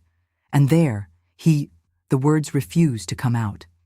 How to say that the man he most admired in the world, his hero, his safe harbor, had been stabbed to death in a bar? How to transform something so brutal, so senseless, into words? "He died, didn't he?" Charlie asked, his voice strangely calm. The man in the hat told me this would happen. A chill ran down my spine. The man in the hat. Charlie's most persistent hallucination, which we thought was under control with medication. Had it returned? Or was it just a macabre coincidence? "Yes, son," I confirmed, reaching for his hands across the table. "There was a fight in a bar. He tried to defend a girl who was being harassed, and a man attacked him with a knife. He didn't survive." I expected tears, screams, denial, any of the normal reactions to grief. Instead, I saw something that frightened me much more. A detachment, a disconnection, as if a curtain had descended over Charlie's eyes, separating him from reality. "He warned me," my son repeated, his gaze fixed on some point beyond my shoulder. "The man in the hat said Dad would leave us, that it would be just the two of us, that it was better this way." "Charlie," I called, squeezing his hands, trying to bring him back. "This isn't real. Your father didn't leave us by choice. It was a terrible accident, a tragedy. No one could have predicted it. But he wasn't listening to me anymore. He had risen abruptly, went to the window, and began to mutter to himself or to someone only he could see. The crisis I had feared so much was beginning, triggered by the shock of losing his father. I immediately called Dr. Vasconcelos, explaining the situation in hurried, broken words, interspersed with fear. He understood the gravity of the moment and promised to come to our apartment as quickly as possible. "Meanwhile," he instructed, "give him an extra dose of the emergency medication. Keep him calm. Don't confront him. Don't deny what he's seeing or hearing. Just be present." The following hours were a blur of phone calls, impossible decisions, and practical arrangements. Philip's body needed to be transported from Missoula to Seattle. The funeral needed to be organized. Family needed to be informed. And above all, Charlie needed to be stabilized. Dr. Vasconcelos arrived around 10 in the morning, accompanied by a psychiatric nurse. They found Charlie in the midst of a psychotic episode, animatedly conversing with his father, who, in his mind, was sitting on the living room couch, telling him about how his death had been just a setup to fool them, the invisible persecutors that populated his delusions. He's in complete dissociation, the doctor explained after evaluating my son. His mind is protecting itself from the unbearable pain by creating an alternative reality where his father is still alive. What do we do? I asked, exhausted, devastated, fearing the answer I already anticipated. He needs immediate hospitalization. It's not safe to keep him at home in this state. He could harm himself or others. And so, on the same day I lost my husband, I had to hospitalize my son again. This time not at Western State Hospital, but at a private clinic, more modern, with more advanced treatments, paid for by the life insurance policy that Philip, always prudent, had taken out years before. The days that followed were the darkest of my existence. Philip's funeral took place in a state of torpor, as if I were observing everything from outside my own body. People I barely knew shaking my hand, offering condolences, murmuring phrases of comfort that didn't register in my mind. The absence of Charlie, sedated in a psychiatric clinic, unaware of his father's final farewell, was an additional pain, as if the family had been torn from me in layers, one loss on top of another. The burial took place in Seattle, not in Missoula. I couldn't bear the thought of leaving Philip in that town that had taken him from me. Besides, our life was now in the city. As painful as it was to admit, we had no plans to return to Montana. George, Philip's partner, was extraordinary during that period. He took care of all the paperwork, the legal procedures, the issues related to the company. He made sure I had immediate access to Philip's part in Frontier Accounting, that the insurance was processed without complications, that no material concerns were added to the crushing weight of grief I already carried. A week after the funeral, when the house finally emptied of well-meaning relatives and concerned friends, I sat alone on the balcony of our apartment, watching the sunset over Seattle.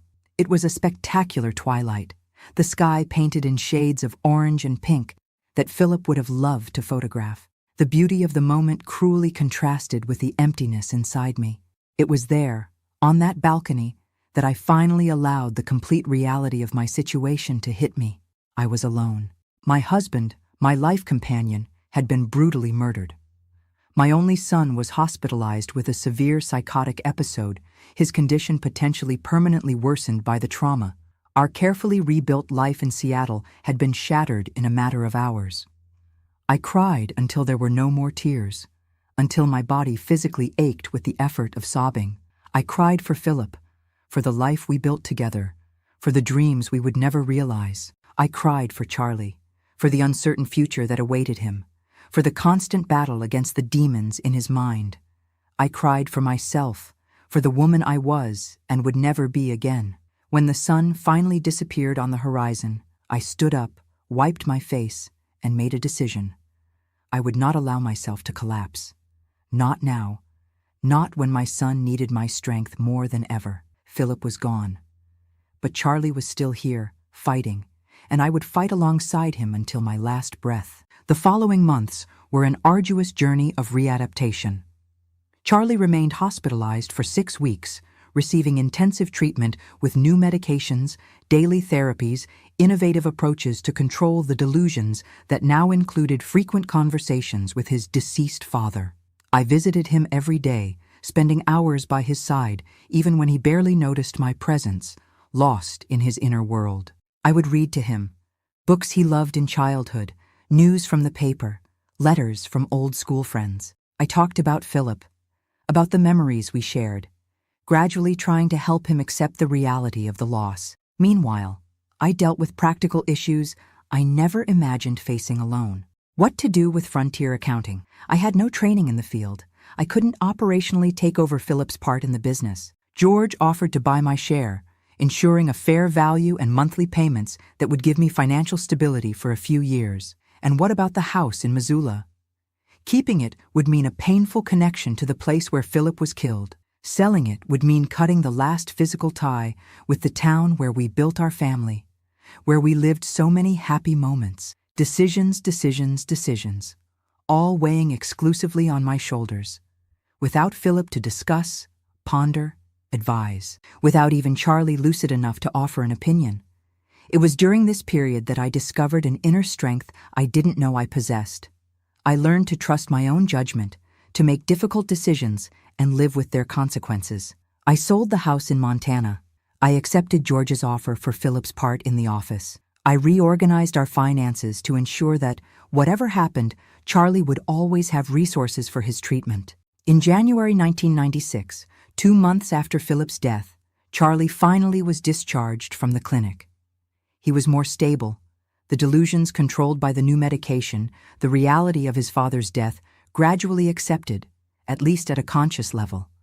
But he was a different young man who returned home. Quieter, more withdrawn, with a distant look that rarely lit up. The doctors explained that this was to be expected, a combination of the effects of the stronger medication, the natural process of grief, and the evolution of schizophrenia itself. He may never return to being exactly as he was before, warned Dr. Vasconcelos in one of our consultations. The important thing now is stability, security, routine. And that's what I tried to provide. I transformed our apartment into a sanctuary of calm and predictability. Regular times for meals, medication, therapy, a tranquil environment without excessive stimuli that could trigger crises. A constant, attentive, but not suffocating presence. Charlie had just turned 18, legally an adult, but emotionally more vulnerable than a child. The dream of college was temporarily shelved. Instead, he began attending a psychosocial rehabilitation center 3 times a week, where he participated in therapeutic workshops, support groups, recreational activities with other young people in similar situations. The routine worked for a while. There were even moments of hope, sparks of the old Charlie emerging occasionally. A perceptive comment about a book he was reading, an unexpected joke during dinner, a renewed interest in drawing, an activity he had always loved in childhood. But the stability was fragile, built on shaky foundations. Just one trigger, a photo of Philip he unexpectedly found, a song that played on the radio and reminded him of his father, the casual mention of Missoula in some conversation, was enough for anxiety to increase, for the gaze to become distant again, for the lips to begin moving in silent conversations with invisible interlocutors. Initially, these relapses were brief, controllable with emergency medication, with breathing techniques he had learned in therapy, with my reassuring presence by his side. But gradually, they became more frequent, more intense, more difficult to reverse. In March, a particularly frightening incident. I woke up in the middle of the night with Charlie standing beside my bed, a pocket knife in his hand, glazed eyes fixed on me. "He told me I need to check," he murmured, his voice distant, mechanical. "Check if you're real or an imposter." I managed to calm him down, get him to give me the knife, take him back to his room and administer the emergency medication. But something broke inside me that night. The cruel reality of our situation became impossible to ignore. My son, in his moments of crisis, represented a real danger, to himself and potentially to me. The next morning, I called Dr. Vasconcelos. The conversation was long, painful, filled with tears on my part and thoughtful silences on his. In the end, the conclusion was inevitable. Charlie needed a level of supervision and care that I, alone, could no longer provide. "There are options," the doctor assured, his voice gentle but firm. "We're not talking about an old-fashioned asylum, Mrs. Williams. There are modern, humanized therapeutic residences where he would have 24-hour monitoring, structured activities, interaction with other patients, regular visits from you." "Like a nursing home," I replied bitterly, guilt already gnawing at my heart. "I'm abandoning my son." "No, not at all," he insisted. "You're doing what's best for him, ensuring he receives the care he needs. It's an act of love, not abandonment." I wanted to believe him. I needed to believe him. But in the weeks that followed, as I visited institutions, spoke with professionals, filled out forms, the feeling of betraying Charlie, of failing as a mother, didn't leave me. How to explain to an 18-year-old, already fragile from the loss of his father, that he could no longer live with his mother? How to make him understand that it wasn't rejection, it wasn't abandonment, but the only way to ensure his safety and well-being? The conversation I dreaded finally happened in April, on a sunny afternoon. Charlie was having a good day, lucid, present, even helped prepare lunch. I sat with him on the balcony, his hands between mine, and explained in the most loving way possible what was to come. To my surprise, there was no resistance, no accusations, just a nod of understanding, a resigned sigh, and then a question that broke my heart. "It's because of that night with the knife, isn't it? You're afraid of me." "I'm not afraid of you, son," I answered, tears already blurring my vision. "I'm afraid for your safety. When the voices get too strong, you could seriously hurt yourself. I wouldn't forgive myself if something happened to you under my care." He nodded slowly, his gaze losing itself on the horizon. "The man in the hat says it's better this way, that I need to stay away from you, that I'm a danger." Those words hit me like a stab. The disease was robbing not only my son's mind, but also his right to be unconditionally loved, to feel deserving of care, of closeness, of normalcy. "The man in the hat is wrong," I said firmly, holding his face between my hands, forcing him to look into my eyes. "You're not a danger. You're my son, my heart outside my chest. That will never change. And I'm not sending you away. I'll be with you every day, visiting, participating in your treatment. We'll just be sleeping in different places." I don't know if he really believed me. How could he? But he accepted it, with a resignation that suggested that perhaps, at some level, he understood the need for the change. In May 1996, 6 months after Philip's death, Charlie moved to the New Horizons Therapeutic Residence, a relatively new institution on the outskirts of Seattle. It was a pleasant place, at least outwardly. A large house, airy, with well-kept gardens, individual rooms for residents, welcoming common spaces, a team of professionals who seemed genuinely committed to the patient's well-being. On moving day, I helped him arrange his room. I put photos of us on the walls, arranged his favorite books on the small bookshelf, made the bed with sheets from home so he would have something familiar in the new environment. When the time came to say goodbye, he hugged me with surprising intensity. "Everything will be okay, Mom," he whispered, strangely reversing our roles, as if it were he who needed to comfort me. I understand why it has to be this way. Driving back to the empty apartment that night, I let the tears flow freely. In less than a year, I had lost my husband to violence, and now, in a way, I had also lost my son to the cruel disease that devoured his mind. The house that should shelter our family was reduced to a silent space where only I lived, surrounded by photos and memories of a life that seemed to belong to someone else, in another time. In the months that followed, I established a new routine. I visited Charlie daily, participated in the family meetings offered by the institution, talked regularly with his doctors and therapists. On good days, I would take him for short outings, a walk in the nearby park, coffee at a bakery, occasionally even lunch at the apartment on weekends. He seemed to adapt reasonably well. The adjusted medication, the structured routine, the consistency of professional monitoring. Everything contributed to a stability we could no longer achieve at home. There were episodes, of course, days when I would find him more confused, more distant, talking with his deceased father or with the persistent man in the hat. But they were quickly managed by the staff without escalating into serious crises like those I had witnessed at home. "He's progressing," the doctors assured. Slowly, but progressing, and I wanted to believe it. I needed to believe it. To fill the empty days, the deafening silences of the apartment, I went back to work. Not with the sweets that were my joy in Missoula. I had lost the taste for creating sweet things when life became so bitter. Instead, I accepted a job as a receptionist at a medical clinic near home. The work was simple, but it filled the hours, provided some human interaction, and most importantly, it was only 15 minutes from the therapeutic residence, allowing me to visit Charlie during my lunch hour or immediately after my shift. I felt like a plant that had its roots torn out and now was desperately trying to establish new shoots in arid soil. Each small routine, each new acquaintance, each established habit was an attempt to create some kind of structure, of meaning, in a world that had lost its fundamental coordinates. The first anniversary of Philip's death came like a storm in a sky that was beginning to clear. November 1996, 1 year since I lost my life companion, my safe harbor. The pain, which had become a constant but manageable hum in the background of my consciousness, returned with full force that day. I spent the morning at the cemetery, sitting beside the simple but elegant grave, talking in a low voice to the man who still visited my dreams every night. I told him about Charlie, about the therapeutic residence, about my new job, about the overwhelming loneliness I felt even surrounded by people, about the constant fear of the future.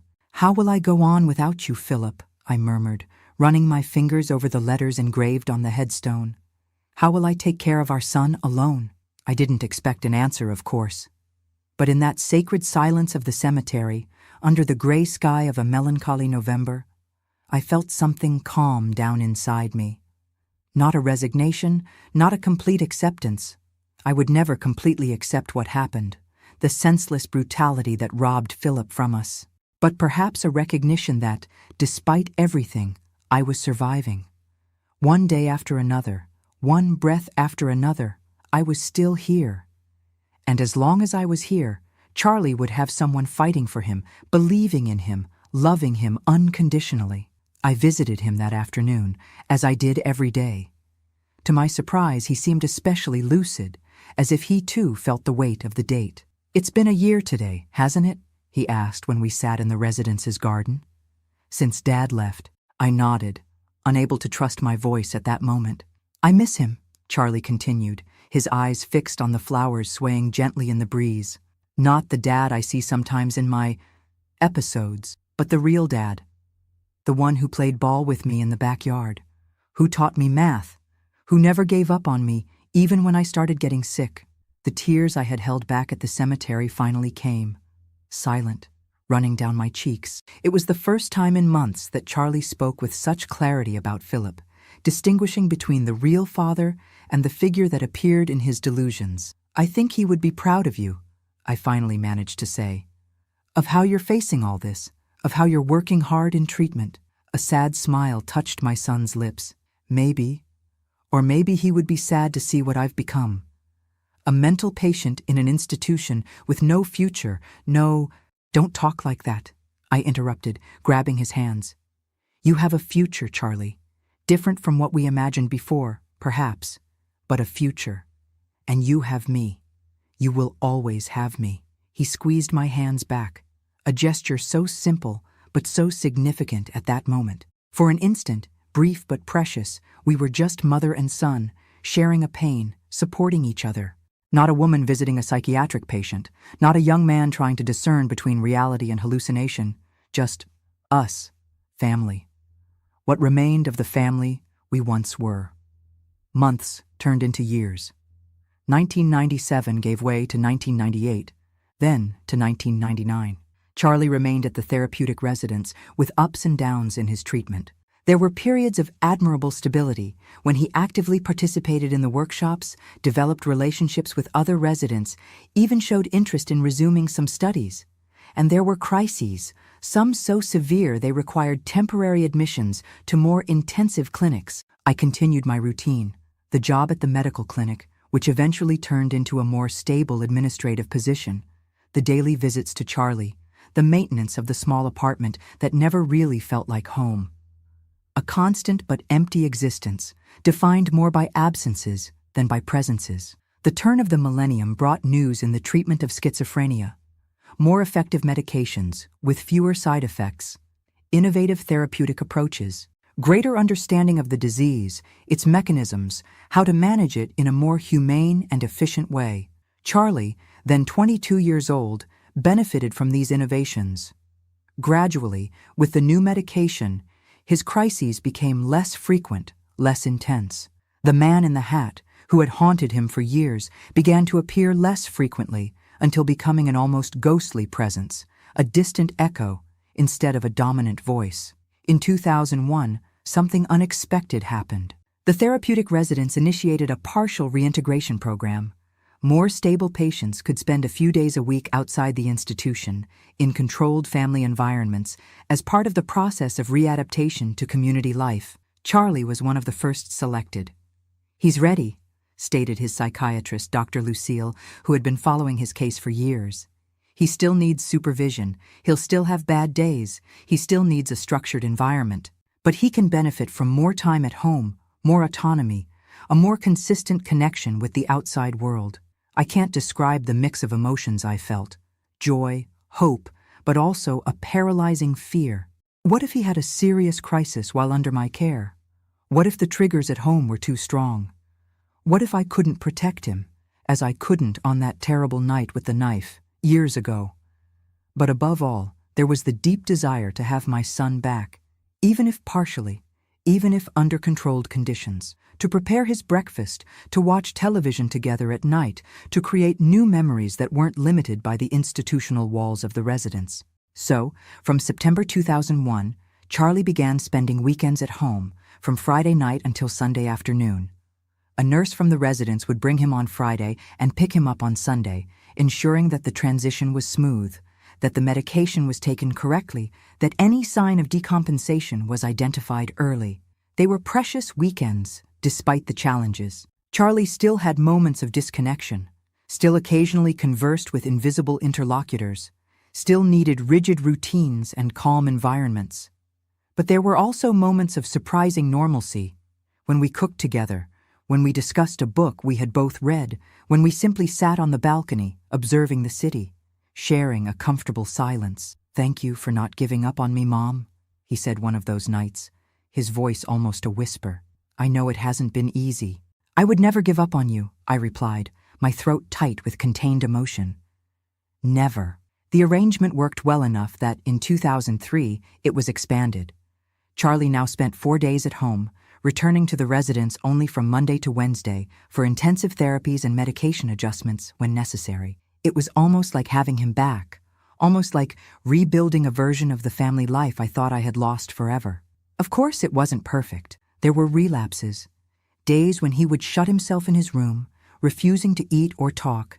Days when the look would become distant again, the voice mechanical. There were significant limitations in what we could do, in the places we could go, in the people we could interact with. Schizophrenia was still there, a constant presence in our lives, dictating rules, imposing barriers, but we were together. We were fighting, day after day, year after year, and somehow we found small joys, small victories amid the constant battle. In 2005, 10 years after Charlie's initial diagnosis, 7 years after Philip's murder, I allowed myself something I hadn't dared in all that time. Hope. Not the naive hope of a miraculous cure, of a return to pre-disease normalcy, but the mature, realistic hope of a dignified life, with purpose, with moments of genuine happiness despite the limitations imposed by the condition. Charlie, then 27 years old, had found an interest that almost transformed into a vocation. Art. He discovered in painting a form of expression that seemed to circumvent the barriers of his fragmented mind. His paintings, abstract, intensely colored, often disturbing but always magnetic, began to attract attention not just from the therapists at the residence, but from visitors, from other professionals. A small exhibition was organized at the city's cultural center. Extraordinary Minds, it was called, presenting works by psychiatric patients from various institutions in Seattle. Charlie's paintings occupied an entire wall, standing out for their surprisingly refined technique, distinctive color palette, and the almost palpable energy they emanated. I was there on opening night, watching from a distance as my son, dressed in a dress shirt I had bought especially for the occasion, conversed with visitors, explained his creative process, received compliments with a mixture of shyness and pride. At times, it was impossible to distinguish him from any other emerging young artist.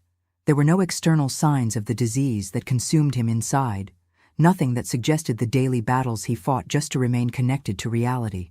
That night, returning home in a taxi, Charlie would return to the residence with the therapeutic companions who supervised the event. I allowed myself to cry.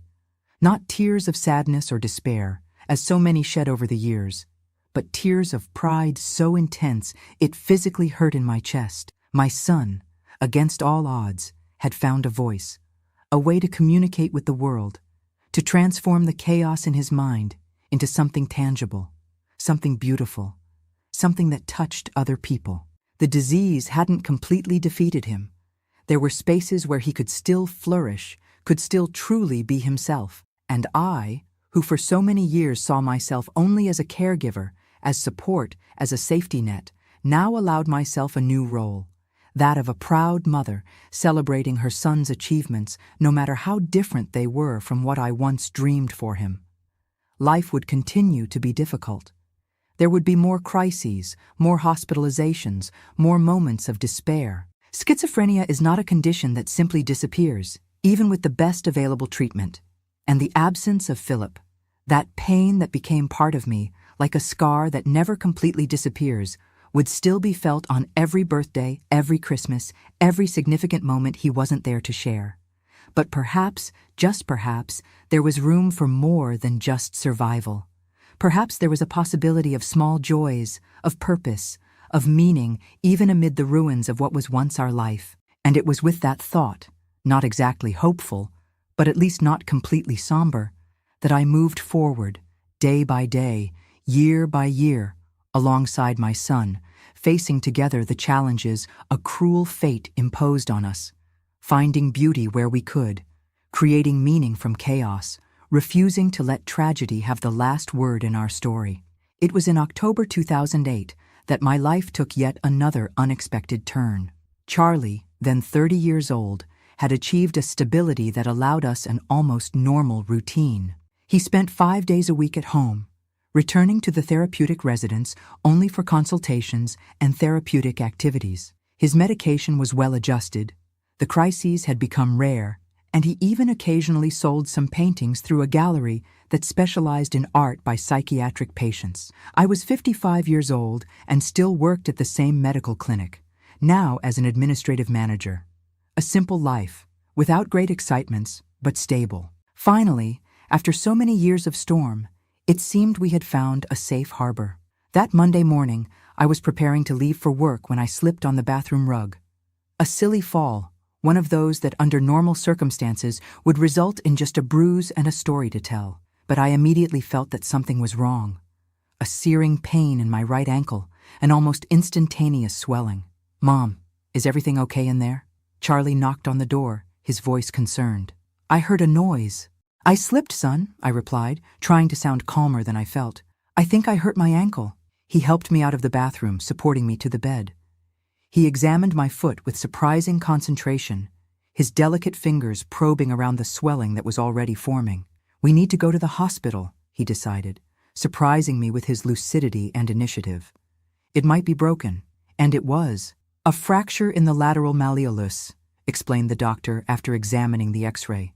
"It wouldn't require surgery, but it would need 6 weeks of immobilization with a cast, followed by physical therapy and absolute rest in the first few days." "Do you live alone?" asked the doctor, a young man with deep, dark circles from consecutive shifts. "No," I replied, looking at Charlie sitting quietly in the chair beside me. "I live with my son." The doctor cast a quick glance at Charlie, perhaps noticing something in his behavior, the rhythmic swinging of his legs, the gaze that occasionally drifted to an empty spot in the room, the lips that moved in silent conversations. Doctors always notice these things. "And is there someone else who can help you in these first few days?" he insisted, with a tone that implicitly revealed his doubt about Charlie's ability to take care of me. "I have friends," I lied. I didn't really. Years caring for a schizophrenic son had reduced my social circle to almost nothing. "And I can hire someone if necessary." The doctor nodded, not entirely convinced. "I strongly recommend that you have help in the first few days at least. You won't be able to put weight on your foot. You'll need assistance for basic tasks such as bathing, preparing meals." We left the hospital with my foot in a cast, a prescription for painkillers, and a pamphlet with instructions about cast care. Charlie firmly held my arm while I balanced on the awkward crutches, guiding me to the taxi that would take us home. "I'm going to take care of you, Mom," he said as the car advanced through the streets of Seattle. Not the promise of an adult son to his elderly mother, but almost like a child determined to show that he is capable of a responsibility too great for his shoulders. "Thank you, son," I replied, my throat tight with a mixture of gratitude and concern. How much could he really do? For how long would his condition allow him to assume the role of caregiver, when for so many years he had been the one who needed care? The first days went surprisingly well. Charlie proved attentive, dedicated, almost meticulous in following the medical instructions. He helped me to the bathroom, prepared simple meals, religiously checked the times for my medications. I called work, explaining the situation, and managed to get a 3-week medical leave. Dr. Lucille, Charlie's psychiatrist, made a home visit when she heard about the accident, an extraordinary gesture that demonstrated the special bond she had developed with us over the years. "How are you managing?" she asked after examining my ankle and approving the care we were taking. "Surprisingly well," I confessed. "Charlie has been wonderful. I hardly recognize my son in these last few days." She smiled, but her eyes revealed a professional concern that didn't escape my perception.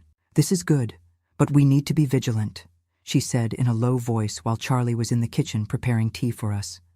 "This sudden change of role, from patient to caregiver, can be stressful for him, even if he doesn't show it now. And stress is one of the main triggers for relapses in cases of schizophrenia." "What do you suggest?" I asked, feeling the familiar tightness in my chest that accompanied any conversation about possible crises. "I'll increase our sessions to twice a week, right here at home to make it easier. And I strongly suggest that you consider external help, a nurse a few hours a day perhaps, not only to help you, but to relieve the pressure on Charlie." I promised to think about it, although I knew our finances were tight. The health insurance would cover part of the physical therapy, but a private nurse would be a difficult luxury to sustain. The second week with the cast brought the first changes in Charlie's behavior. Subtle initially, a forgetfulness here, an irritability there. Nothing alarming, just signs of tiredness, I thought. Anyone would be exhausted taking care of someone 24 hours a day. It was on Thursday of that week that I noticed something more concerning. I woke up in the middle of the night thirsty and called for Charlie to help me get water. No response. I dragged myself to the bedroom door, supported by the crutches, and saw him sitting in the dark living room, animatedly conversing with someone who wasn't there. "But you don't understand," he was saying, gesturing to the empty sofa. "She depends on me now. I can't just—" He stopped abruptly when he perceived my presence. He turned with a sudden movement, his eyes wide, reflecting the little light that came from the street. "Mom," he said, his voice strangely normal, as if he hadn't just been caught in a conversation with the air. "Do you need something?" "Just some water," I replied, pretending not to have seen or heard anything. Years of living with the disease had taught me when to confront and when to pretend normalcy. "Sorry to wake you up." He got up, solicitous, and went to the kitchen to get the water. I observed his movements, looking for other signs of decompensation. Were his hands shaking? Were his steps irregular? Was his posture too tense? He seemed normal, but I knew that appearances are deceiving when it comes to schizophrenia. The outer calm often hides an internal storm. In the days that followed, the episodes became more frequent, more difficult to ignore. Charlie spent long periods talking to himself in the bathroom, with the faucet running to disguise the sound. He forgot simple tasks, like giving me the medicines or preparing meals. One night, I found him in the kitchen at 3 a.m, all the cabinets open, dishes scattered on the floor. "I'm looking for the cameras," he explained when I asked what he was doing. "They're watching us, Mom. They want to know if I'm taking good care of you." I called Dr. Lucille the next morning. She adjusted Charlie's medication, increased the frequency of the sessions even more, and reiterated the need for external help. "It's no longer a suggestion, Dorothy," she said, with the gentle firmness that characterized her. "It's a medical necessity. Charlie is decompensating under the pressure. We need to alleviate that before he enters a complete crisis." I finally gave in. I used a part of the savings I kept for emergencies. Ironically, a fund I always thought would be used for some crisis of Charlie's, not to pay someone to take care of me, and hired a nursing technician to come 4 hours a day. Selma was a robust, middle-aged woman, with calloused hands and an easy smile. She had experience with psychiatric patients, which made her doubly valuable in our situation. She not only took care of me, baths, dressings, small exercises to prevent muscle atrophy, but also knew how to deal with Charlie on his bad days. "It's all right, young man," she would say when she caught him in conversation with his hallucinations. "Want to tell me what's bothering you today?" And surprisingly, he often would tell her. As if Selma's presence, someone from outside, not overburdened by the emotional weight of being his mother, created a safe space for him to admit his fears, his confusions. "The man in the hat is back," he confessed one afternoon, while Selma was changing my dressing. He says I'm not taking good care of my mother, that she's going to die because of me, like my father died. My heart tightened to hear that. After so many years, Charlie still carried the guilt for Philip's death, still believed, at some level, that he could have prevented the tragedy. Selma didn't miss a beat. "And do you believe him?" she asked casually, as if discussing the weather. Charlie hesitated. "Sometimes," he finally admitted, "when I'm very tired." "Well, I think the man in the hat doesn't know what he's talking about," Selma replied, finishing the dressing with a gentle pat on my leg. "I've never seen a son who takes such good care of his mother as you do. And I've worked in many homes." I saw something change in Charlie's face. A relaxation, a decrease in the tension that had been building up in recent days. Just a few simple words, without judgment, from someone he didn't need to emotionally protect. It was at that moment that I realized our mother-son dynamic, however loving it was also part of the problem. Charlie felt responsible not just for my physical care, but for my emotional well-being.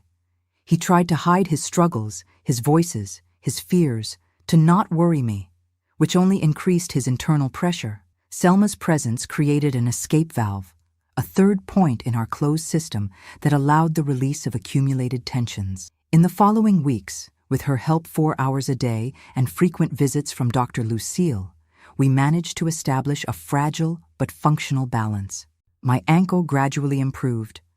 After 6 weeks, the cast was removed, revealing pale, dry skin and a visibly thinner limb due to inactivity. I began physical therapy 3 times a week, using a special transportation for people with reduced mobility that the city's social assistance provided.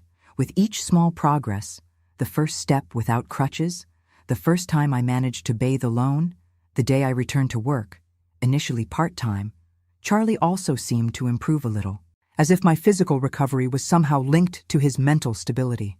We continued with Selma's help even after my physical recovery was well advanced. 2 hours a day, 3 times a week, enough to give Charlie time for himself, a respite from the constant responsibility he felt for me. It was during one of those afternoons, almost 4 months after my fall, that something extraordinary happened. I returned earlier from physical therapy. The therapist had had an emergency and ended the session halfway. I opened the door silently, not wanting to interrupt in case Charlie was in the middle of one of his painting sessions, which required absolute concentration. The living room was empty, but I heard voices coming from the kitchen. I approached slowly, leaning slightly on the cane that now replaced the crutches. "And then she said my painting was visceral and cathartic," Charlie was saying, his voice animated in a way I rarely heard. "I'm not sure exactly what that means, but from the way she said it, it was a compliment." "Of course it was a compliment," Selma's voice replied, followed by the sound of dishes being handled. "That blue painting you showed me? It's truly spine-tingling. You can feel the emotion jumping off the canvas." I stopped at the door, observing the scene without being noticed. Charlie and Selma were side by side at the counter, preparing some kind of dough. Flour partially covered his face, and Selma had a dish towel thrown over her shoulder. They looked normal, like 2 friends cooking together, laughing, talking about art and life. "Do you think one day I could have an exhibition just for me?" Charlie asked, his voice suddenly shy, vulnerable. "Not just those patient art ones, but a real one, in a normal gallery." "And why couldn't you?" Selma replied, nudging him slightly with her elbow. "You have talent to spare. And look, my nephew works at a small gallery in the Capitol Hill neighborhood. I can talk to him, see if he'll come take a look at your paintings." Charlie's face lit up with such pure, genuine hope that I felt tears in my eyes. I silently retreated, deciding to go around and enter, making more noise, announcing my arrival. That moment was too precious to be interrupted. That simple human connection my son rarely managed to establish with people outside the medical therapeutic circle. In the months that followed, Selma became more than a caregiver. She became a friend, almost part of the family. Her nephew, Leonard, really did come to see Charlie's paintings and was impressed enough to organize a small exhibition at the gallery where he worked. Contemporary art of the Northwest was how he classified the works, without any mention of Charlie's condition. Just art, judged on its own merit. The opening was in July 2009, on a cool evening of the Seattle summer. a small, intimate event with cheap wine and simple hors d'oeuvres. But for us, it was like the most spectacular gala night in the world. Charlie, nervous but determined, wore the blue shirt that had been Philip's, carefully stored all these years. I wore a new dress, the first I had bought in years, and even allowed myself a trip to the hairdresser.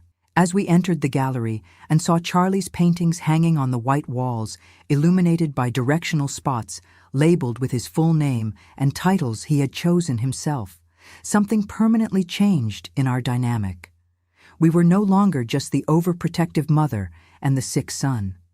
We were Dorothy and Charles Phillip, a proud woman and a rising artist. 3 paintings were sold that night, one of them to an art professor from the University of Washington, who had no idea that the artist whose work he admired lived with schizophrenia. "There's a dreamlike quality in your work," he said to Charlie, who listened attentively, his hands trembling slightly with the mixture of emotion and nervousness. "A certain depersonalization that reminds me of Magritte, but with a more intense palette, almost feverish. Fascinating." I saw my son grow 5 inches with that comment, his chest expanding with a pride that had nothing to do with delusions of grandeur and everything to do with the genuine validation of his talent. On the way back home, Charlie was silent for several minutes, looking out the taxi window, the city lights reflecting on his thoughtful face. "You know, Mom," he finally said, his voice low but firm, "I think Dad would have liked tonight."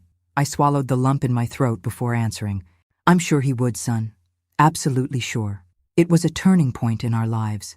The accident that initially seemed like a catastrophe, me immobilized, dependent, Charlie forced into a role for which he didn't seem prepared, ended up becoming the catalyst for changes we would never have initiated voluntarily.